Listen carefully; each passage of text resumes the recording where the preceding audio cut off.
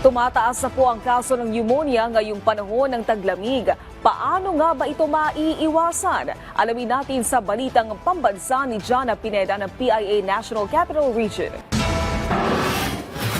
Ngayong pabago-bago ang panahon, tumataas ang posibilidad ng pagkakaroon ng mga sakit tulad ng pneumonia, isang impeksyon sa baga na maaaring magdulot ng seryosong komplikasyon sa kalusugan kung mapapabayaan. Kabilang sa mga sintomas nito ang dry cough o ubo na walang plema, sakit ng katawan, hirap sa paghinga at iba pang flu-like symptoms. Ayon kay Dr. Dean Zenarosa, presidente ng Quezon City Medical Society, mahalagang obserbahan ang kalusugan upang maiwasan na lumala pa ang mga sintomas na ito.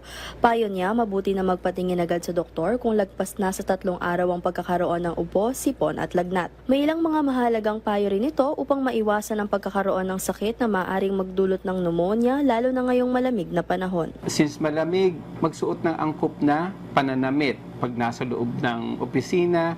Hindi natin maiiwasan, minsan nakatodo yung aircon, malamig na nga sa labas, malamig pa sa loob. So, take extra precaution.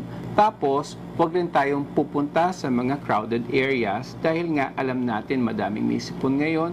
Or if ever pupunta ka, wear yung mga appropriate PPEs mo, no? Mag-mask ka, and then avoid touching your face and nose kasi nga kung saan ka humawak, pwede mag-transfer ka ng virus na pwedeng boil over papuntang pneumonia. Tapos, ang pinakamabuti niyan ay magpabakuna rin.